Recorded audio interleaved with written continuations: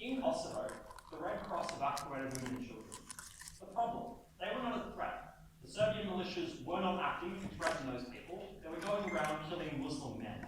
I think that it is a fucking ridiculous system that we live in, where in all situations we presume that women are the ones under threat and we take actions to protect them, even when the reality is that that is not the case. But I think that feminists should stand up and say, it is wrong that we presume that women are the ones who are weak and are under threat. It is wrong that women receive the beneficiaries of things that they do not need, but rather place other people's lives at risk. What we would propose doing is a focus on capacity and protection, and women should advocate for this. That means women are willing to accept ideas, that sometimes they will be the beneficiaries of this kind of policy. Not saying that women should reject all child-rearing possibilities. We think that the basis of that should be one of their capacity to raise children, as opposed to a basis that is entirely the basis of the fact that they are a woman. To me, it seems incoherent to be willing to make those kinds of decisions. Similarly, we give aid on the basis of need. That is to say, we protect women where rape was a threat. So in most things, in any circumstance, we would expect women are the ones who will be protected. That is not all situations. And where that is not the case, we think it is inappropriate that we would divert limited resources to protect a group who are less under threat. 3 issues in this speech. First, we're going to talk about how this creates a net benefit for society. So, the thing to say here is that the delivery of this service, the delivery of protection of women and children, in particular in the context of aid, is one that actively slows the delivery and facilitation of that aid in ways that are problematic. Because what ends up happening in those circumstances, as we saw in South Sudan, is that when we need to order and organise people, we need to define who is a child. And these are all steps that slowed down the delivery of aid, that meant that in Sudan we had to evacuate people from rampaging militias. We were slower. We had to fight the mothers who wanted to protect their 14-year-old boys, who the Red Cross considered too old to be under their lens of protection. We had to deal with more conflict, we had to deal with more inability to render that kind of aid because we slowed down that process. That means you create a net utilitarian harm. The second more broad observation that I would make is that this premise is one that is built on an outdated and untrue notion that women were in some way distinct in a way that would render them worthy of different actions accruing to them. The thing that they have to rely on these presumptions is an idea that women were caring in a way that men are not, in the case of child rearing, but in that women were weak in a way that men are not, in the case of questions like aid. And what I think that feminists believe is that these things are untrue. For the reason that what I think feminists stand up to try and argue for is an idea of equality. So regardless of any question of fact, I think that feminists are people who are unlikely to believe those notions, and therefore, on the basis of those beliefs, should seek to try and act in the most moral way with regard to those beliefs. I think that feminists should try and act in a utilitarian way to try and ensure that people are in general supported. Because it's important to know that feminists don't only care about women, they care about societies as a whole. And if they create a better world, I think that they should take the steps in order to achieve that, even if that world does not create a specific advantage to women. But more than that, I'm going to prove to you that it does actively advantage women. So, the other two questions I would have. One, what are men likely to do in this context? I think it's important to know that when you construct a norm that says that women are uniquely capable of rearing children and uniquely able to raise people, that creates an idea that men are not, that men are not able to contribute in these kinds of ways. When feminists rebut this notion though, I think it means that men feel more capable and empowered on questions of domestic life, on questions of relationships with children, in ways that they did not have before. That matters, because what feminists want to achieve as a society is specifically to get men more engaged in areas where women were previously engaged in. In order for feminists to achieve the victories that they wanted to achieve in regards to women working in a workplace, it is necessary that someone was able to step up at home and in a domestic space, and I think that men are far more likely to do that when you no longer have institutions and norms that specifically seek to advance an idea that men cannot do this. We think that feminists should try and create the starting point that either gender is able to deliver that kind of thing. Secondly, I think the queer and trans movement I think specifically benefited from this. Because recognize that these are groups of people who are currently seen as being isolated and do not conform to the specific masculine norms that exist right now. What this is able to do, though, is create a more inclusive brand and strength of masculinity. This is no longer one that suggests that people who are caring are not able to conform to those kinds of ideas. This means that when people were marginalised previously, this was able to create a form of change. In terms of why we think this will be persuasive, I think that what feminists are trying to do is rebut a personal bias that exists within specific individuals. So that is to say that what feminists are trying to achieve with this policy is to try and make people consider and reflect for themselves what it is that they are likely to believe. This means that we do not need to win any question of societal conflict in order to try and achieve it. I think we will do that, as I'll discuss later. We don't have to. All that we have to do is make individual listeners willing to consider these kinds of questions and confront these kinds of norms. I think the problem that exists right now is that people don't consider these norms, don't consider these as ideas. And I think that when feminists are able to stand up and rebut this kind of question, people will consider for themselves what that question will be. Even if that isn't everyone, even if just like the 40% of people that I think are intuitively going to listen to feminists, that is a group who are able to claim as a unique benefit, which previously were not. And so I think it's able to mean that society benefit in positive ways. Secondly, I think this undermines the feminist movement in ways that are problematic.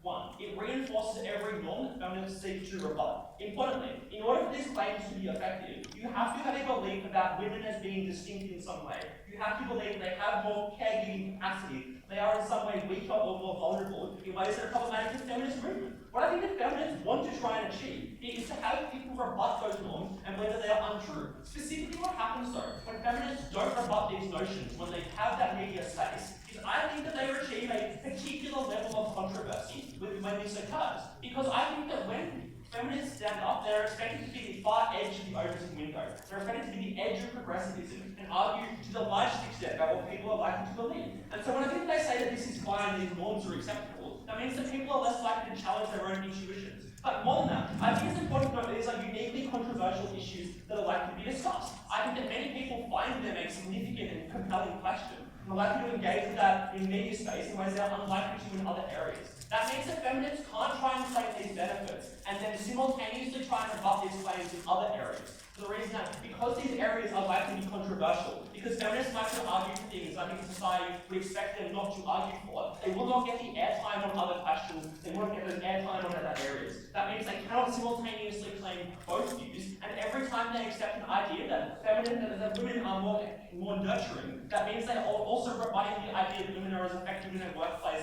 where it is believed people need to be willing to be cutthroat. And so that suggests you are likely to undermine other feminist goals in those claims. Secondly, I think it makes the feminist movement seem far more rent-seeking than it did previously. Because I think that many people are able to see and have like a notion that this is probably to some extent contradictory to many of the other claims that feminists are likely to try and make. When feminists advocate for questions of gender equality, they try and advocate for ideas that they are likely to be similar and similarly effective. But that means that when they try and claim both of these benefits, people like to regard them as a cynical attempt to try and enable themselves. This is a problem, because I think that one of the key barriers that feminism faces is a large part of society believe that as a movement, what it seeks to do is to show that women are currently advantaged, they're currently the beneficiaries of discrimination. That is a rebuttal that exists to feminism from a large portion of the population, and that fuels anger against them. Every time that these kinds of things exist, that gives them ammunition to point to. That says that feminists are trying to defend this as well. I think that when feminists are attacking these notions though, those critiques from the right ring shallow, because they are trying to undermine those claims as well. What feminists want is an equal world speaker. Let's give it to them.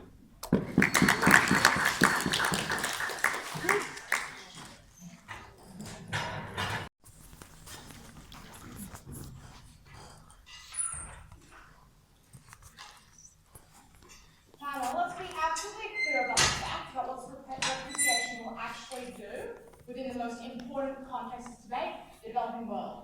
Firstly, it will delegitimize the feminist movement, which means women cannot access it, either because they themselves see it as at war with the culture and the values that they hold sacrosanct, or because the patriarchs in that culture, in those positions of power, will refuse access to that movement. And secondly, it will actively lead to female subjugation, whereby these protections are the only reasons where we can get any form of prioritization where they need it most. That was why it was abhorrent to the feminist movement to leave women completely vulnerable.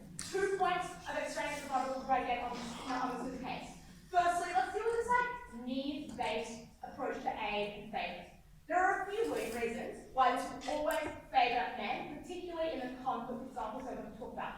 Firstly, women are not represented in negotiation panels or delegations of people from conflict-ridden areas, because oftentimes this benefits military structures which tend to exclude women. Therefore, their voices and their plight is never heard at the levels where that decision-making is made. Secondly, formal definitions of war and conflict tend to exclude post-conflict, where things like domestic violence and like PTSD make women suffer far more than the scope of the actual conflict, but also the way that women are actively targeted targeted outside the bounds of conflict that are extreme but not recognised by formal definitions because it's, not necessarily convenient for men in that decision.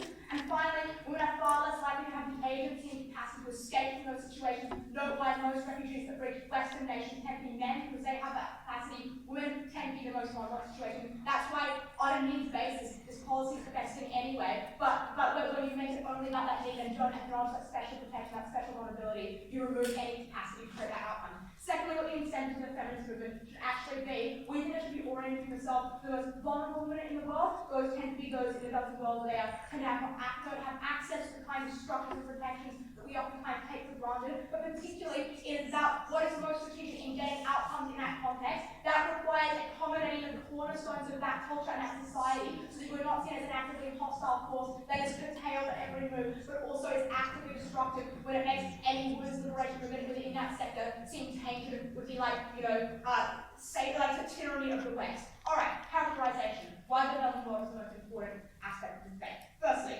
women in the developing world women in the developed world already have access to the basic needs and services on a greater comparative level. The scope to improve the developing world is far higher. The level of destitution and desperation is far more extreme. This is particularly true of context with rising interstate and civil and communal conflict. Asymmetric parts of women and women are particularly vulnerable, but also in things like climate change or disasters tend to overwhelmingly strike the developing world, and women are the most economically vulnerable and geographically vulnerable in those instances. But also importantly, in the developing world, there's already a growing discontent with feminism and a distancing of that where they see that feminism is oriented around Western ideals that don't seem to reflect the interests and the values of women in that world. And I think the feminist movement at that point has an obligation to stand by those systems who are being left behind and make them their priority. Given that context, these protections are absolutely necessary. So far, they have been enshrined in things like judicial processes to some extent, which has been helpful. But without, there would be such an extreme asymmetry in that vulnerability that would be equally harmful. When we more globalize behind them, there are means to make achievable progress to improve that capacity, which leads to ancillary benefits for those women. So, why these protections are now more important than ever? And I think this plays into this idea, they sort of said that these norms try and make them seem distinct.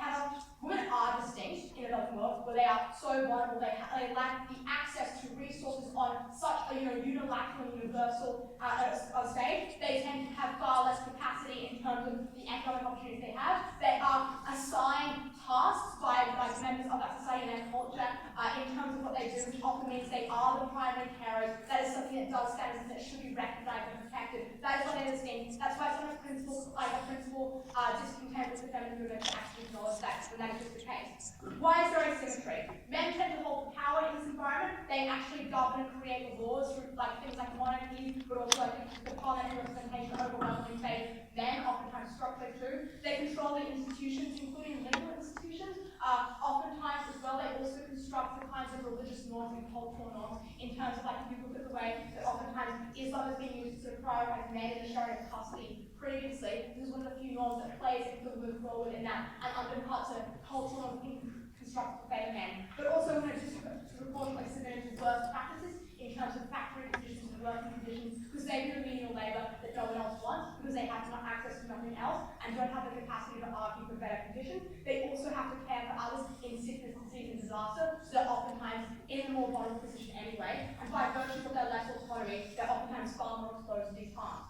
Therefore, in this situation, these protections are necessary because they do things like mean that on a basic level, there's some allocations of priorities that need it. They also tend to use it slightly better, where they already sort of fulfill a role of a community carer, that they're likely to direct that to the interests of the community. So even if means were the things that affirmative can care about, you got that better when it was controlled by those who were seen as the carers in the community and were meant to propose and acted to have the interests of the community at heart. That's why that was important for the protection. But also, ultimately repudiating of this oftentimes put women in more vulnerable conditions in that things like custody rapists, and then everyone can touch, by the way, were things that oftentimes used to deter women leaving situations that were actively harmful to them. Because either internally that was a torturous emotional decision that every sort of part of their culture and religion was saying that was wrong for them to leave those children, But if they did do that, oftentimes the society would condemn them as well for any sort of self-related prophecy of harm. That was why things like custody arrangements were practically important to get women out of harm's way, in addition to things like practical funds and support there. Secondly though, why does it allow women in countries to push for better protection when you don't repudiate? I think the first reason that is looking at how the feminist movement is alternatively alienated within these countries, in that when special protections are based off things like the conception of family and the influence of women in family, it oftentimes aligns with underlying sort of sentiment within that community anyway, and it's oftentimes hard to deal with resentment opposition against that, where it can co-opt undercurrent norms that are important. Therefore, if you can reframe and say the family is very important in these areas, therefore recognizing the woman's importance to the family is an easier way to get towards that empowerment of that woman than saying that a woman should not be part of that family or that a woman's obligation to the family is lessened. Go in this way with the overall consent rather than against it. I think the main thing this means is that you don't incite the kind of patriarchal paranoia that is likely to happen when men perceive the agenda of feminism as being antithetical to their needs. Because what happens when the feminist movement comes in and says, women are equal to the capacity that they expect, maybe men should be the ones caring for children, maybe there isn't like a reason why women are particularly vulnerable. What that looks like is men feel that their status in that country is being actively curtailed and undermined by an external force. Not only do they associate women who align with the feminist movement in that country as being an active threat to their power and therefore crack down on them, they also feel that they have to sort of reassert their control over that situation. That is incredibly harmful when it means such things that women cannot get access to the movements that are set up to help them. Women cannot get access to kind of meetings and the kind of economic opportunities that are afforded when you argue that women need those things because they need to take care of those children. That is an argument that is always likely to convince those in power. That is why we're so proud to oppose.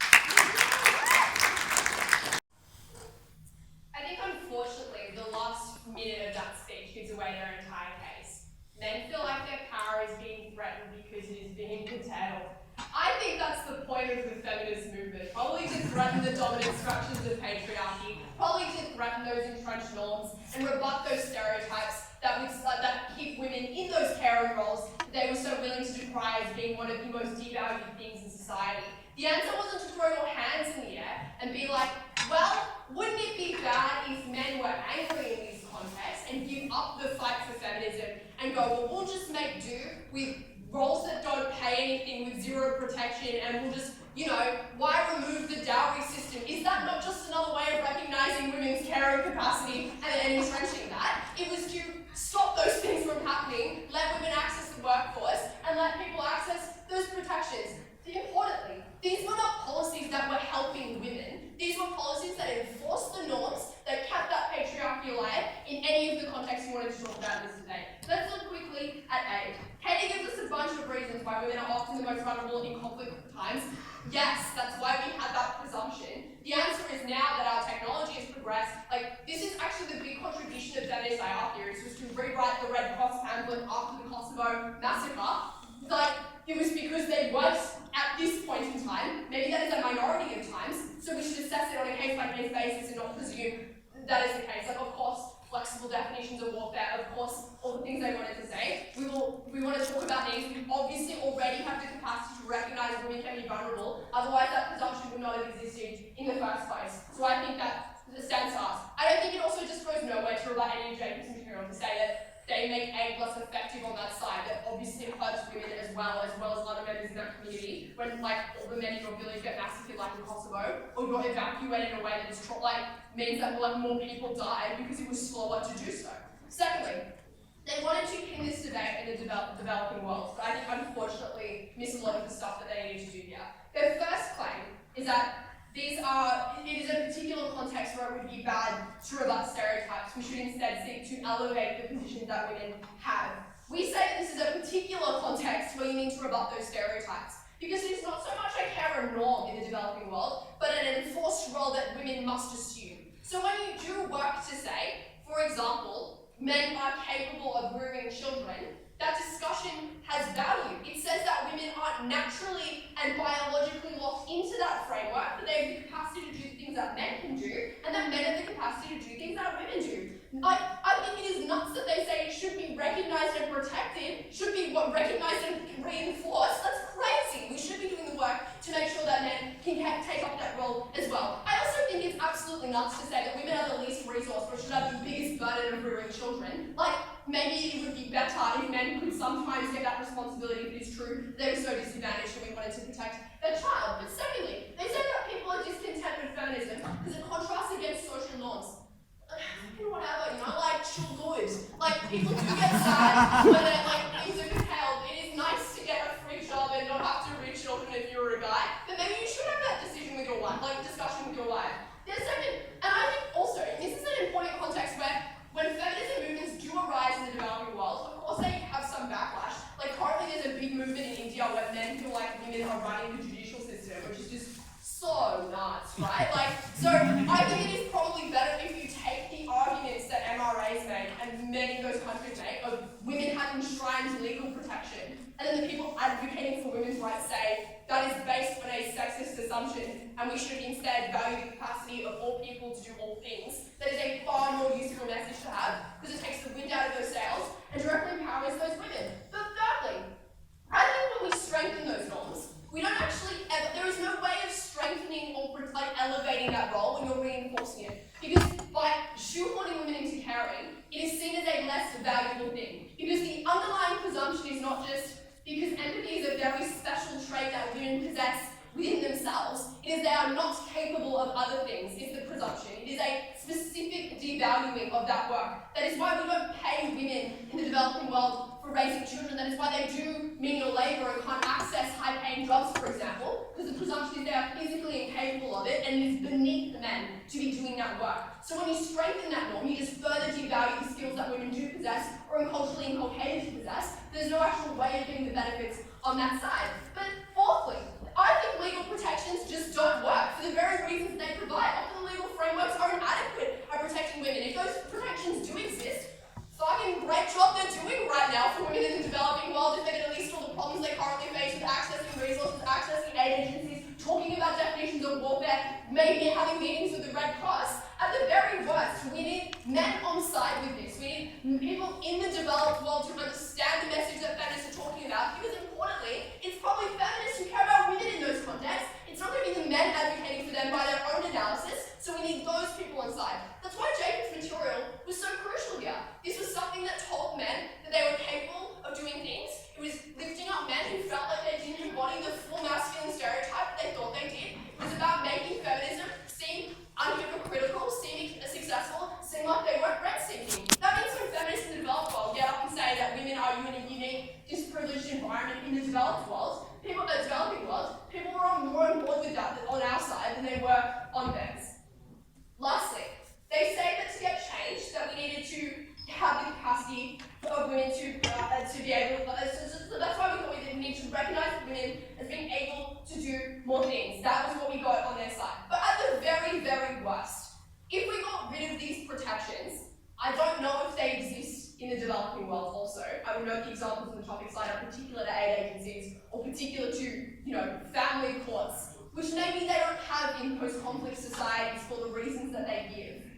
Maybe we just remove that problem from being a future, like being a problem in the future later down the track when that society progresses. That society probably should develop with a legal framework that is equal, because let's note also, when you enshrine specific protections for women in those countries, because women are uniquely better at caregiving, it makes sense to enshrine specific protection for men to protect those specific skills as well. It suddenly becomes okay, for example, to have a religious justification of why, for example, we should ban women from being in certain spaces, or we should ban women from accessing certain jobs because it is not good for them to do that or immoral for them to do that, because you have the counter justification of, well, we've enshrined their capacity to always care for children in regards to a divorce, which I'm not even really sure they can even access if the characterization stands on that side. So I think they do more to set up a legal framework that specifically discriminates against women, and if feminists can't critique that, I think that's just like the death knell for their team, because we should be able to stand up and critique those things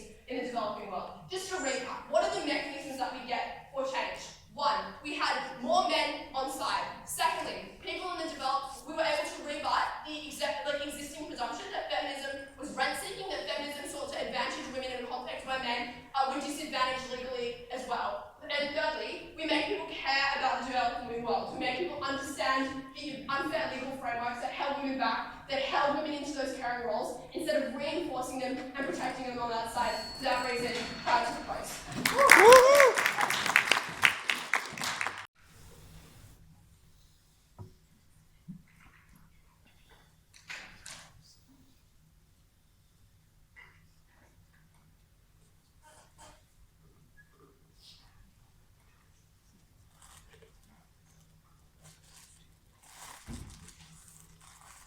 Under Arth's first case, you aggregate the protections which are afforded to women in the developing world, you lose the special protections which you gave to it first. And the response they give us to that is that those special protections don't exist. When they do, they won't be enforced. That'll be my mechanistic first point. In North Africa, we have social safety nets for women with children. We have the capacity to protest for domestic violence because those societies privilege children within their sphere. And because they privilege children, you're able to leverage the facts of their culture to push for increasing rights for women. This is a progressive debate that allows you to unfold the feminist movement over time and reform the same cultures they wanted to, except the conservative countries don't double down against Western feminism, and those feminists within the countries themselves aren't forced to oppose their own morals, their own ethnicities, their own religious premises, which in many cases enforce these gender roles, as we were rightly told. And therefore, at least we have some marginal benefit. They lose all of those benefits. That's enough to win us this debate. One, on women. The protections which are afforded, which protections are likely to be afforded in the future. Two, on men. That's men in the developing world. That's backlash to feminism. I'm going to talk about how the feminist movement evolves over time and what's likely to actually influence the developing world in the best way. This is most important in this debate. I'm going to integrate some material on what the repudiation of these protections actually looks like. Just realise how vehement it has to be from Western feminists. It literally looks like standing up against the women who are privileged in Northern Africa and saying you don't deserve those protections which allow you safe communes in some areas of North Africa. That is hugely egregious. It delegitimises the movement in the West and in the developing world. That's even worse. Again, women on that metric alone. On extraneous rebuttal. They tell us, conveniently, that they'll have their social policy determined proportionally to the threat on each person within society. For a team which acknowledge that judiciaries and society themselves are pretty in and of themselves unconscious of the biases that exist, or to the extent they are conscious, quite misogynistic in the first place, realise that these were societies that saw men and women as different, therefore you needed to push for differential rights for them ever to be respected in any way and receive any protections at all. Because if you didn't push for those differential rights, those conservative societies said, well, men and women are on equal planes, therefore we're going to continue with the misogyny that we're perpetuating under the status quo, because it seems like you don't need those protections anyway. It doesn't seem like women need to be privileged. It doesn't seem like men have any advantages within those societies that need to be curtailed. That's the narrative that exists in these conservative regimes, and the most important narrative that we care the most about, because the only way you can engage those conservative regimes is to leverage their very values. Is to say that women need to be protected because your family needs to be protected. Because you as a man care about the pride that you invest in your family. That your religion prioritises the sanctified role of the woman within that family. And then you gain the sort of change to talk about. In terms of the mechanism, Georgia accuses us of flippancy and tells us we gave a lack of examples. Here we go, I'm going to give them many examples. One, you quite literally joined feminist collectives in Kashmir and in Nouakchott. That looks like, for example, a microfinance institute or government initiatives which give money specifically to women and privilege women within those societies for textile industries. The reason that happens is because those societies see those women as the head of that family. They see the ones who can make the most widespread change. They see them as the ones who financially stabilise the people within that region in the first place. That's how you can therefore push for more financial autonomy in the future when you have a collective which you're a part of in the first place. That doesn't exist under their side, where Western feminism is completely antagonistic with the norms within that society. But second of all, you're just more likely to use your protections in the first place, where it's not in conflict with your own intrinsic values, but also when it literally pre-exists within that legal system. The reason these protections pre-exist within these legal systems is that those societies recognise that women do have a privileged role in certain circumstances and ought to be protected in certain circumstances. You ought to push that narrative even further and continue to push for further protections rather than repeal those protections and make society literally consider men and women equal within them. Okay, on women. They tell us that the presumption that women are particularly under threat is ahistoric. One, the scope of the harm in the developing world and the developed is probably weighted more towards women. I think that's a flat response here. But second of all, we don't even have to prove that you're particularly under threat as a woman. We just have to prove that you are extremely vulnerable and these protections are necessary in and of themselves. So you said that we told you that they were necessary in and of themselves because they save multitudes of women from domestic violence. They give them the capacity to go to safe communes, which they otherwise wouldn't be able to access. that's an exclusive benefit which we can give you anyway. They tell us that under their conception of this norm, you prove that men have the capacity to rear children. One impediment to that, first of all, many men don't want to rear children. That is just like literally the way that these societies operate, and that they don't want to assume the burden that is conceived of those children, and therefore they're not likely to engage with this norm in the first place. No mechanism as to why men would change their perception of how their role within that society works, particularly when they're already privileged within these societies and likely to continue to try and perpetuate that privilege. I don't know why men would suddenly change their perception on that. But lastly, on what repudiation quite literally had to look like. It had to look like Western feminists vehemently opposing those North African communes, repealing the microfinancing sponsorships that women were given and the access to finance that they were given in the first place. That was a battle within North Africa, but also within the Western feminist realm that harms the movement here as well. So if you wanted to make the claim to the developed world, we still win based on that metric and the optics of that. If they wanted to talk about optics of men, these optics are much worse. I'm going to talk about why those optics of men don't apply in the first place anyway. They tell us that protections are given on the presumption that women are distinct. Again, within the developing world. There are churches which quite literally proliferate that very ideal. There are governments that sanctify the female family role. The glib response we're given is you should probably push back against that as a feminist movement. We probably care more about protecting the most lives under the status quo and actually having an inlet into those countries in the first place to be able to expand, for example, your feminist collective. So they can push for further rights. Let's just say when you make many women financially autonomous, then they have the capacity to push for more rights in the workplace. They have the capacity to hold governments more accountable when they have more of an impact on the economy in that government. That's a mechanism we exclusively give you, and again, wins us this debate. They say that men begrudge feminist movement under the status quo. Firstly, they often begrudge the feminist movement, not because they're scared of special privileges, but often because they just don't want their own power to be thwarted. That's to say that it doesn't mean that they're looking for equality. They're quite literally looking for the status quo, which looks like them still prevailing within that society, still being the dominant people within that society. That's what a lot of the backlash actually is, and men just conceal it under this idea of them putting those protections themselves. But second of all, look at the comparative. In the developing world on their side, men and women revolt against this norm because it quite literally is in dissent with all of their social values within that society. They can't support a feminist movement which says that, for example, that you don't deserve protections because you aren't different as a woman, you don't have different capacities or different abilities, or not even that, a different role within society as a woman. Therefore, they never engage with the feminist movement prima facie. Lastly, on aid agencies, which was really done quite flippantly, they tell us that these aid agencies aren't able to do the same work they otherwise would. Aid agencies should prioritise women and children in most circumstances. It doesn't look like mass fleeing. It actually looks more usually like giving the food to women and children first, like prioritising those people. When you give that aid, because they're the most vulnerable within those societies, they ought to be prioritised. At the end of this speech, you need to find an inlet into these developing countries in the first place to ever expand the feminist imperative in the feminist movement. That only happens under our side. They force these countries to double down. That's why we're so proud to propose.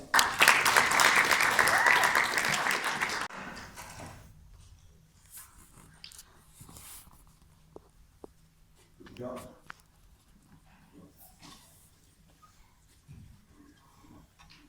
Once again, I have absolutely no jokes.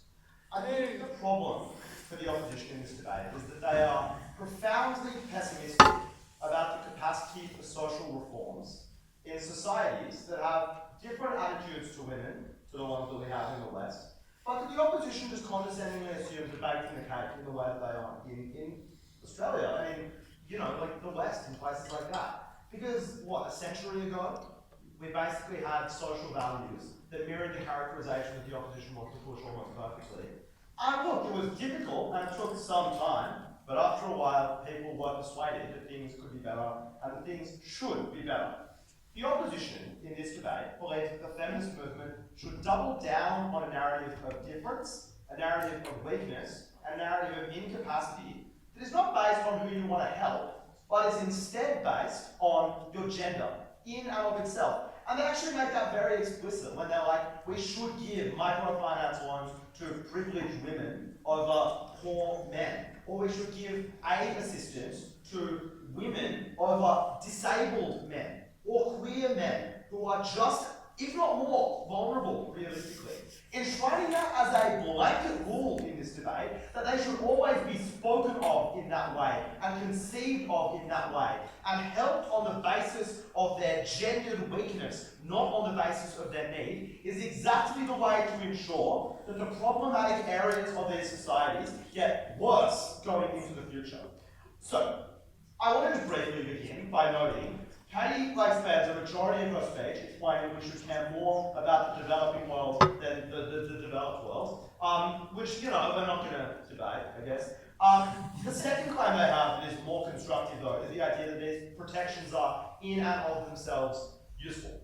So the first thing that I want to challenge here is that if the opposition's characterisation, I have the first thing to say, is the opposition does not go into a great amount of detail about the nature of these protections, except to give you a lot of reasons that they almost always break down immediately. That is to say, most of Katy's speech is stuff like, privileged men just take it, because there's not effective legal systems, or privileged men are just willing to manipulate these systems immediately, or the enforcers are kind of subjective, or anything like that. And that is the first reason that these protections do not work at the moment. For instance, the sad reality of the mid-2000s microfinance experiment where you would give microfinance to a lot of vulnerable women is that men would make their wives apply for it, then men would take the money and spend it themselves, right? Similarly, in circumstances like this, the reality would often be that a woman would sign up for a bed in a camp, but then a man would sleep in that place under threat of violence being pushed out anyway. No, this is mitigatory, but it is quite important because all of the structural factors that they say means that you cannot effectively enforce it based on need inherently mean that they are ineffective at guaranteeing it for women because those subjectivity and that problem means that it cannot be effective for them. But the second thing that I would say is if these protections are in fact so persuasive, the opposition's characterisation of the political and social problems in these countries, that is to say, they are hostile to the ideas of change and things like that, imply that our policy will not change them, right? If it is deeply embedded in these societies that women are requiring support and requiring help, it's unclear why the response from the feminist movement, it's unclear why the response in every other area would maybe be going nah, fuck feminism, but then when it comes to this one thing, the deeply embedded belief that they should help women in these two areas, their response would be, we're taking that as well. They cannot have both in this debate. Either there's a backlash argument, or these protections go away. The opposition wanted to have their cake and eat it too there. Mind you, also, it is not that difficult to establish differential systems because it's not value-based to say, no one in these communities would be a profoundly disabled man is not vulnerable in a way that a woman is. Or a man who is fleeing persecution is not. The narrative and the capacity and the ability to understand need is precisely the same as the ability to understand gender. It's culturally based and it's really deeply understood and it is perceived widely on the face of it. Which means that these protections, insofar as they're sort of relevant to this debate, are a pretty wide-scale burden. Let's check that up against the big harm we identified in this debate, which is, and I think this is relatively trivial, the fact that what you are doing is at a pretty pivotal point in which much of the developing world, I think is misunderstood in debating a little bit, is undergoing genuinely astonishing social change at the moment at alarmingly rapid paces in a variety of different ways, because there is massively increased technological development, meaning getting access to new information. Simply put, often some of these areas are getting social security for the first time, that means they're able to improve an awful lot. Also, there's there's a lot of international immigration and stuff like that, but often means you know someone from all places, stuff like that. All of that is just to say, it's a pretty good time to spread productive messages in the developing world because new ideas are unusually fruitful in terms of our ability to internalize them. And that's then why when Rocky tells you that it's an incredibly productive norm to say that we should allocate aid based on need because there's nothing inherent to being a woman that says that you can't do everything that a man can do, that is really important into the long term in changing the way in which gender and gendered oppression is understood and the capacities that women have. Which means that, going looking into future generations, you're far more effectively able to get productive social change across the whole society. The opposition, I guess so. The final thing that I want to talk about is the political possibility of the movement. The first thing to say, though, I think, to briefly kind of hark back to the developed world versus developing world thing, the opposition's right, the developing world is much more important in this debate, but the opposition characterisation is that the feminist movement is anemic at best and really incapable of achieving much change in the developing world. And that's kind of inherent to their stuff, where they're like, really anything they do that would be challenging in any sort of way would just inspire enormous backlash. So in that context, given that their own characterisation rebuts every one of their mechanisms for their preferred context, and given that they also did not at all attempt to rebut any of Jacob's speech about the ways in which in other contexts like the developed world this could work, realistically that can still win us the debate, right? There could just be no change to the developed world, that's probably the developing world, that's our worst case scenario, and we win absolutely every fight in the developed world, which means that we win the debate, and just because people in the developed world, like victims of domestic violence are sympathetic no matter where they live, realistically, and it is unclear to me why just because they are more deserving of our care means that we should erase from our moral considerations people who in this debate, it is by the rules of debating, they have not attempted to talk about these people, decisively helped on our side of the house.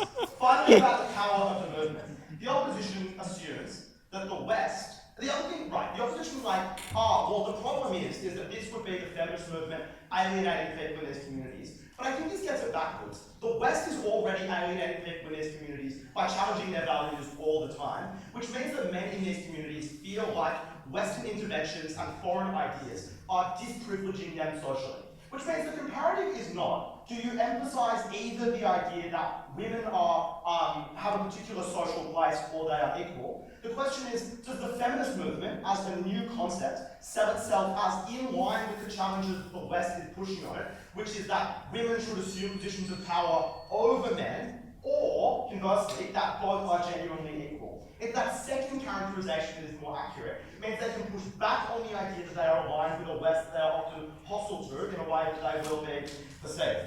Ladies and gentlemen, if you wanted to help these people into the long term, the best thing to do was to sell the message that women were just as capable as men, and that's an easy message to sell because they are.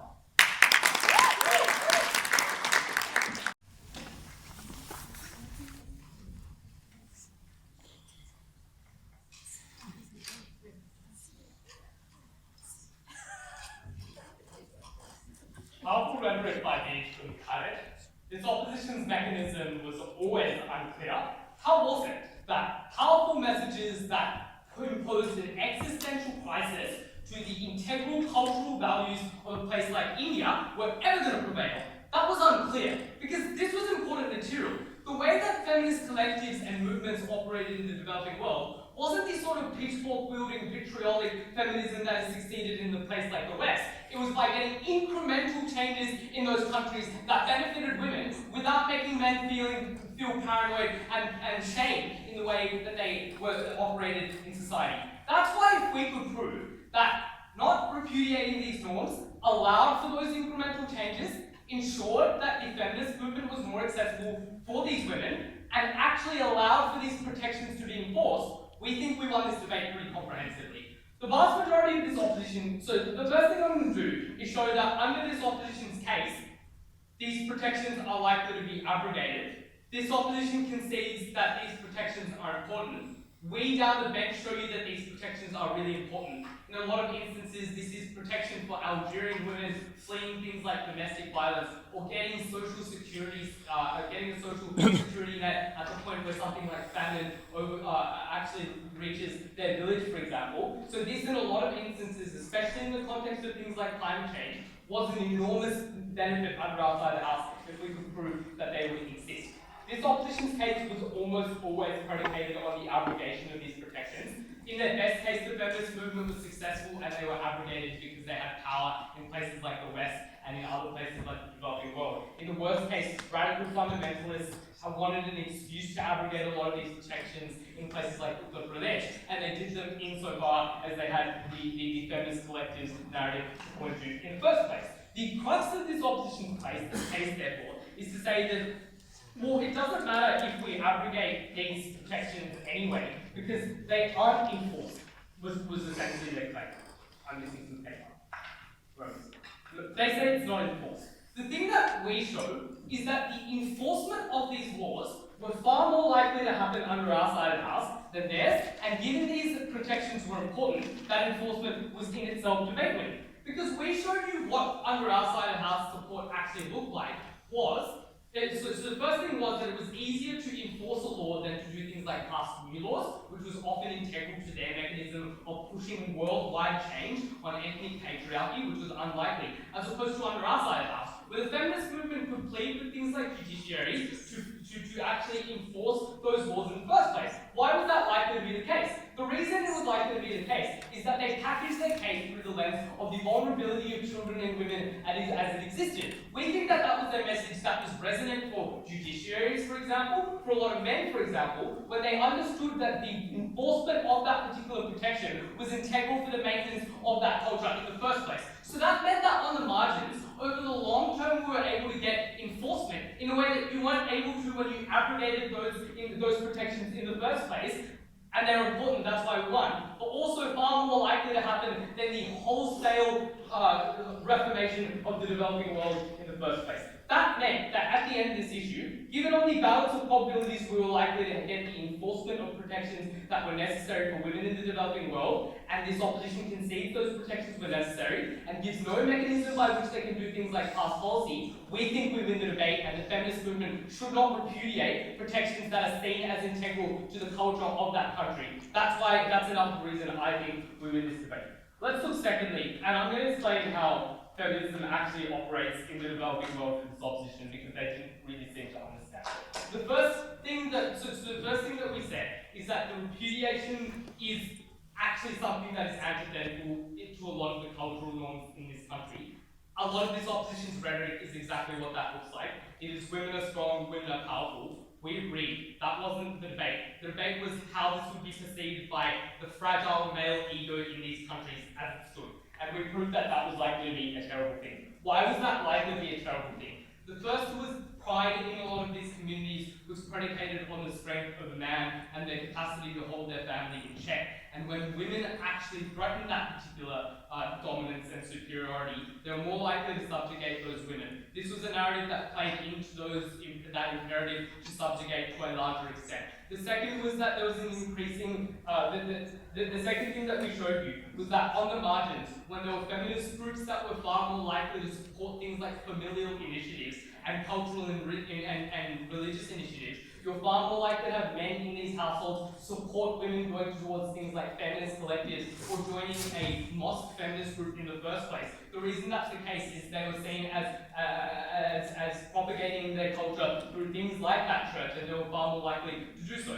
That was the mechanism that we explained to you. The benefit of that was twofold. The first was, my papers are all over the place. The first was that women joining a lot of these feminist collectives were able to earn things like incomes. This is actually quite important, because in a place like Kashmir, where you are otherwise subjugated, joining a feminist collective in Melbourne allowed you to do things like embroider a lot of textiles that allowed you to earn incomes in the short term, and over time increase the amount of income that you earn. That allowed you to get access to a financial independence that you never put under this opposition side of the house, and stand up to a man to a greater extent insofar as that household was increasingly reliant on the money that you made them. That was an independent mechanism that we gave. The second thing we said was a lot of these feminist collectives in churches, in cultural centres, were acted as reporting centres for a lot of these women. When we have strong collectives of women that supported each other with the cultural nuances that this opposition wanted to ignore, they were far more likely to have access to things like domestic violence reporting mechanisms that this opposition neglected in the first place.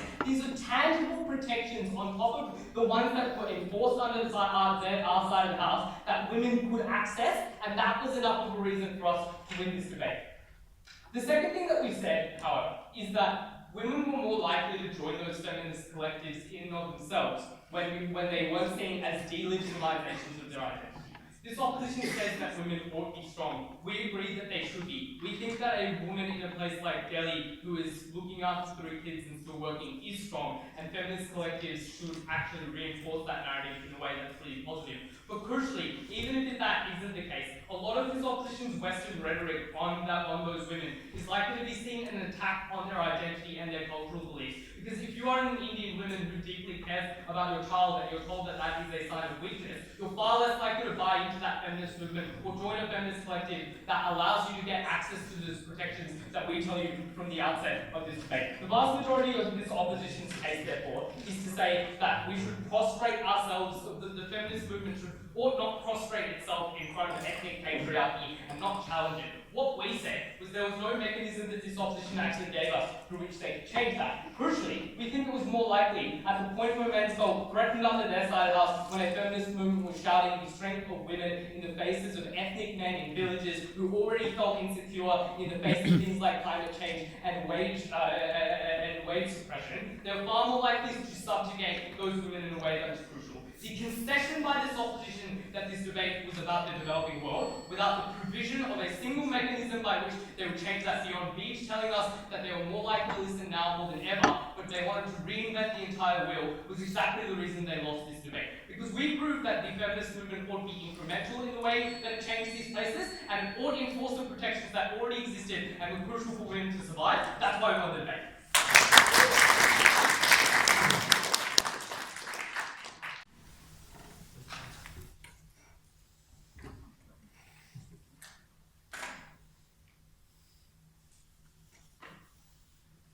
Two questions, panel. Should feminists stand for these protections on a principal basis? And are these protections effective contrast against the mechanism of the affirmative team? Firstly, we were told that this narrative privileges women over men who may be more vulnerable in some instances, and we should have this narrative of need. I think the first thing here, which I think is pretty implicit in the topic, is that feminists and the feminist movement should probably care about women and prioritize women on a ubiquitous stance, in that I think feminist movements acknowledge that not all men, that some men have issues, but its priority and its focus is women, and particularly women in vulnerable environments. The second part of this, which we told you, is that women in the majority of cases are the most vulnerable. If they wanted the outcomes of the needs-based approach, they probably got it anyway. But what happens when you remove that or actively repudiated that is you remove any countervailing pressure against the other forces that meant women were minimized, that meant women were deprioritized, that meant women were left without access to the kinds of resources and help necessary. The second push on this was that we should not subjugate women and that we should push women's capacity to be equal. The first thing we told you, and we think was like, I don't think was adequately responded to, was how the capacity was not equal in that we did not have access to the basic economic structures that constituted equality, that the kinds of work and the kinds of things that we did in the developing world meant there were at far greater exposure to ameliorating harms like climate change, like conflict, particularly the ways that changed. And as part of that, acknowledging that differential capacity, acknowledging the difference of what people did in those contexts, and what was genuinely important for people in those contexts was not portraying a feminist agenda. It was merely accommodating it to a different perspective that was still important and that would exist and be strong without the feminist movement anyway. This was the best way to empower it. And I think important material there that we didn't really get a response to as to why, beyond just mere aid they wanted to talk about, things like prioritization for things like custody that we tend to use against women, prioritization in terms of disaster relief and evacuating women from situations where areas where women were always more vulnerable, and that was compounding. That was why it's so important now to rally behind that area. Are these protections important? They told you that based on the fact that we gave analysis as to why this society is male dominated, these protections didn't exist. The first thing to say is that that was not a contradiction. That was us saying that this was one of the sole forces in an otherwise very male-dominated, male-channeled legal system as well. But for if it was no longer entrenched, that would be far, far worse, and there was no way to sort of replace that with a better knowledge point. It was already hard to fight for concession in that context. But secondly, they did actually exist in a range of states. That things like acknowledging that women tended to be the most important in terms of community care and in terms of the family meant that external agencies that were less dominated by more culturally sensitive patriarchal forces would also deal with that. So that you still got that increased aid to it, you still got those protection through external forces, even if they were compromised within that country. But thirdly, that these were more easily enforceable protections at the point where they brought into narratives that were relatively ubiquitous within this culture and hard to challenge. That meant that on the margin, you got that benefit. We told you that, therefore, these protections gain important and oftentimes life-saving advantages entirely with values that women themselves held, in that it was counterproductive for the feminist movement to tell a woman her priority should not be her child, when within that culture, but within her own experience, that was the most important thing to her. We thought that meant that we would not engage with that new push for them on the channel. Let's look at their mechanism of alternative. They said that they got more men on board as feminists asked them to rent-seeking, and you give them sort of concessions. I think the first one of this was just meant that they were accepting that they would be removing a lot of the vital aid, a lot of vital protections in order to show they weren't rent-seeking. That left them in a terrible situation. But more importantly, we told them how all these protections created ancillary change by allowing them to feel that they were included with this movement, allowing them to mobilize and engage those marginal increases in empowerment, which created stronger movements towards the kind of progression they wanted. That was something that we should always accept on an outcome-based level of the feminist movement. That was why we were so proud to oppose.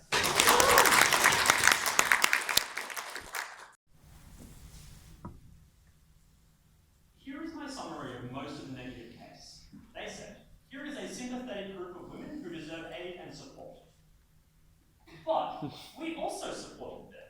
We did not think that when we had to defend an idea that women would not receive benefits at all. We thought that victims of climate change or family violence, or victims where legal systems don't empower them, were equally deserving of support and recognition. That's why we thought that we shouldn't presume that men deserve things, but rather we should lack a presumption about who was most deserving.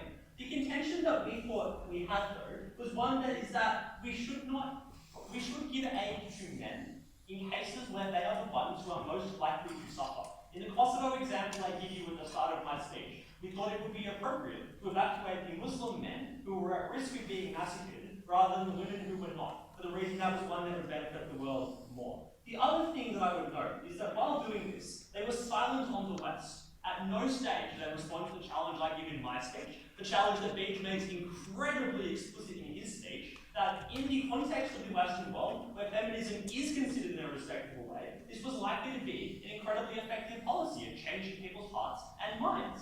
This mattered because both sides thought the West was the place that could change the most. When they tell you that the developing world is not receptive towards feminism for the reason it is more conservative, that also suggests that they were unlikely to get this policy here, but rather the place where that change was most likely to occur was in societies that achieved a specific level of empowerment. So I think on the area that was most likely to get this kind of change, we win decisively because they did not show up.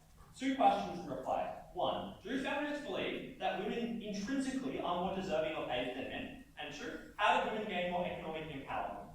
I tell you in my speech on this first issue that men are also able to suffer and that some threats exist towards them. I tell you about gay men, about Muslim men in Kosovo.